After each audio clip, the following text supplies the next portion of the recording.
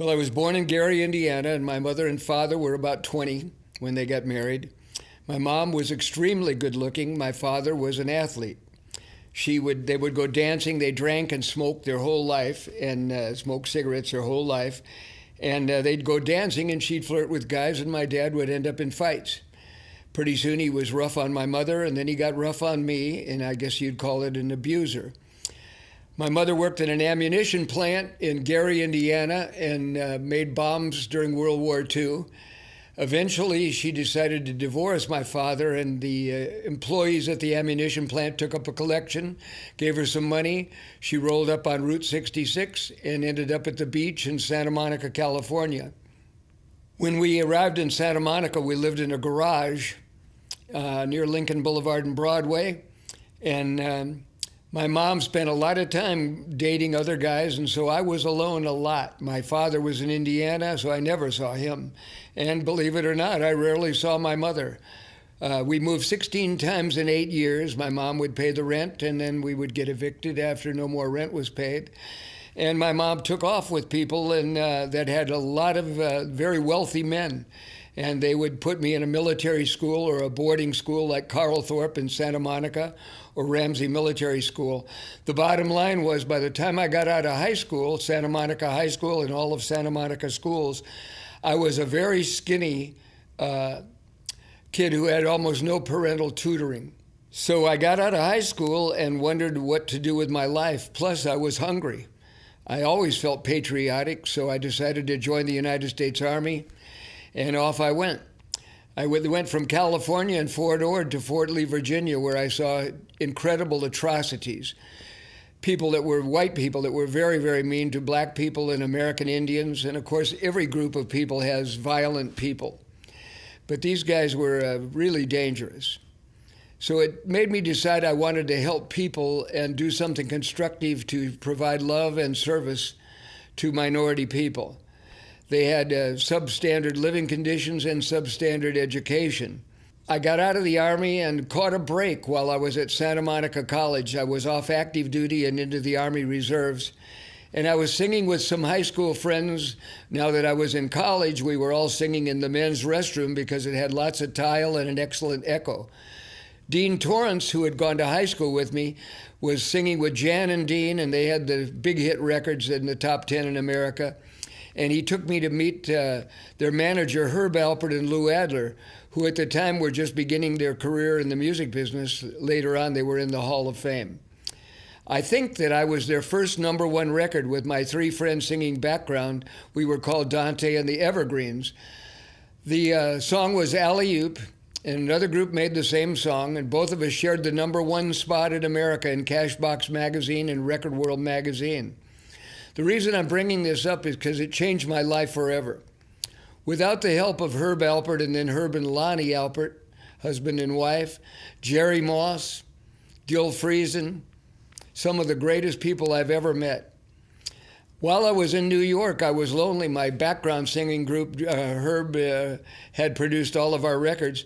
So Tony Moon, Bill Young, and Frank Rosenthal all had friends and connections in New York. I had no one. I began to make a friend out of a gentleman named Bert Burns, B-E-R-N-S. Bert Burns was kind of wandering the streets. He was a vagabond music man. Little did I know that he would go on to be one of the most famous people in the history of music. But he was my buddy. He got me a job running a music publishing company called Robert Mellon Music. We began to have an incredible number of hit songs. Songs like Twist and Shout, Hang On Sloopy, Under the Boardwalk. And it was all Bert Burns doing, only I was working for the publishing company and we were partners. He produced all my records that I sang for United Artists. Eventually, Bert, we didn't get any royalties and no money came in. And very, very tough people in New York began helping us get our royalties. I mean, really tough people. I think they were called the Mafia at the time, and a man named Tommy Ryan. When we were singing, our managers and producers were Herb Alpert and Lou Adler. I love them both. And even today, we're dear friends. That's 55, 58 years later. I'd like to just share with you that without that break, I got all of my college education, my university degrees, and my 2 credentials to be able to work for disadvantaged children. I spent most of my entire life from that. I got a great job offer with incredible money when Burt Burns discovered Neil Diamond, Van Morrison. He wrote songs for Janis Joplin. He offered me an incredible amount of money to stay with him and go to work in public relations. And instead, I decided I'd take advantage of my dream to be able to help minority people. And I left to teach school, get training in Simi Valley, California, then Santa Monica schools, where I built up an incredible volunteer workforce. And off we went to help American Indians on 27 Indian reservations. I want to get back to the words substandard education and boarding schools where children really, once school got out at 3 o'clock, they just led incredibly dismal, non-eventful lives. So when I showed up, I brought some of the most famous singers and musicians. Local 47 helped me. Some of the greatest people began to come in and do concerts. Virgil Beckham, David Bluefield, World Songwriter of the Year. Virgil went on to be one of the Righteous Brothers.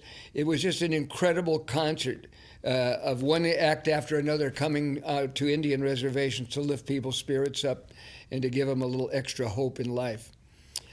Later on, when I needed trucks, Herb Alpert and Lonnie Alpert were helping us, Jerry Moss, Gil Friesen, Michelle Colombier. Then I met Bert and Carl Bachman and their wives, Bert and Jane, Carl and Thyra, and they began supplying me with trucks. And we had 1,100 volunteers. It was incredible, a small army.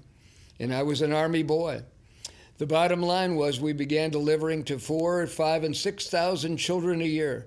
My first two helpers were Lawrence Welk and Herb Alpert in 1965. I'd been kind of a failure at getting help from 60 to 65. But then it all began to click and the dominoes began to fall. And Yamaha began to help us, Nike began to help us, Ross Dress for Less began to help us. Many, many companies helped us.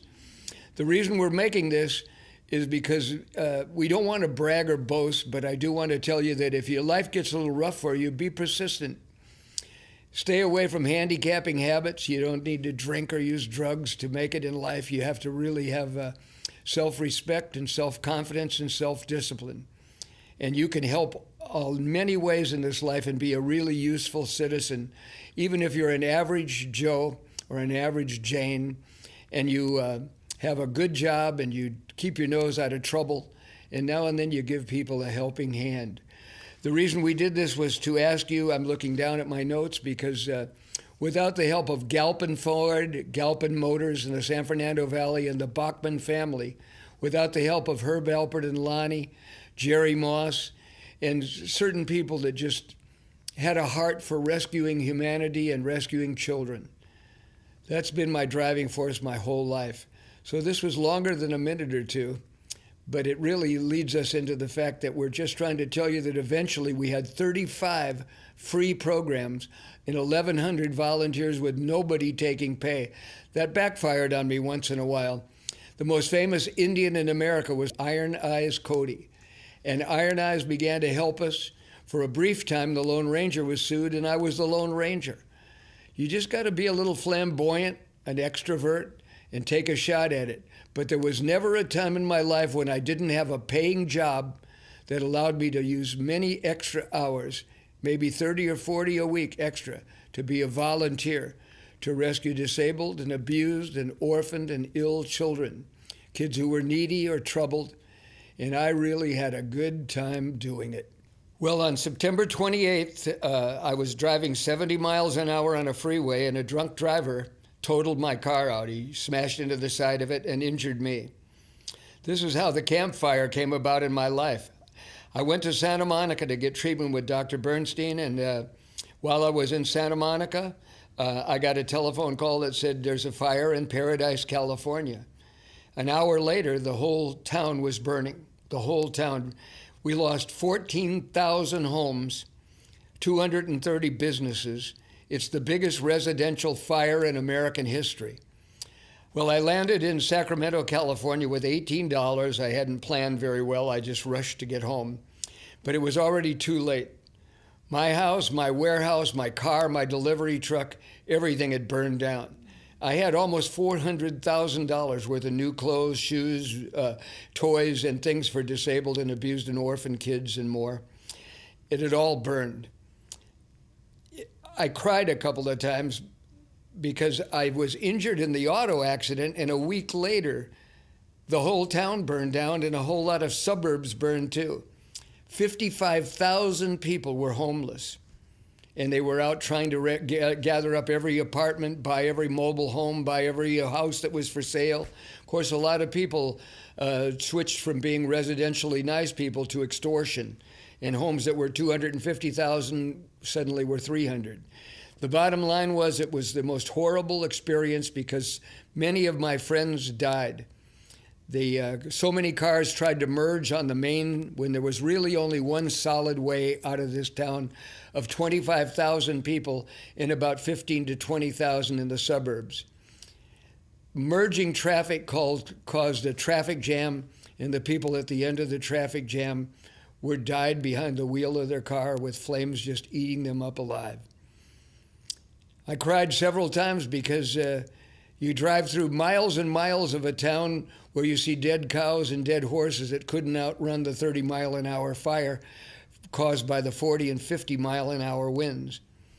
It was one of the most. I've worked at 9/11. I worked at Hurricane Katrina. My friends and I volunteered for 19 disasters. The second worst disaster I've ever seen in America was the Camp Fire in Butte County, California, when my home and 13,999 other homes burned down. It was really a tragedy. Well, once I saw the immense disaster, I remembered that I had a warehouse that was in another area, and Galpin Ford knew all my vehicles were destroyed, so they helped me get my hands on a really good pickup truck with a crew cab. And I began delivering new clothes, new toys, new towels, incredible equipment that I had, including a deal I made with the Ramada Inn to get an incredible amount of their furniture that they rotated out of their hotels as they put new furniture in. And the furniture was still excellent. So I was able to deliver a lot and do what I love to do. However, I couldn't even get a place to live. So for a while, I lived in a tent on a Walmart parking lot. Sometimes then when the truck came, I slept in the back seat of the crew cab, and I had friends that slept in the front seat. It began to rain, so all of the ashes turned into gray paste, mud and paste. When I helped people go through their homes, my shoes all the way up to my ankles were permanently pasted by this horrible burnt ashes. I was able to help a lot of people, but I really couldn't help myself. Right in the middle of it all, I caught the flu. And next thing, I did get an apartment 55 miles from Chico and Paradise, California. So I had to drive home every night 55 miles, come back 55 miles every day, deliver what I could to people going through very tough times, maybe even as tough as I was going through, but I had no place to live. It was heartbreaking, but you can do constructive things even with your life, even when things aren't going well at all. So I'm feeling better. Once in a while, my voice may get raspy, and I'd like to end with the reason I'm wearing tinted glasses is one of the after effects of getting diabetes. When I was working at 9/11, I was diagnosed with it, and it's caused me a lot of problems. However, I'm alive, and I can still be a servant, and I can still love other people and give them a helping hand. Hope you can do the same.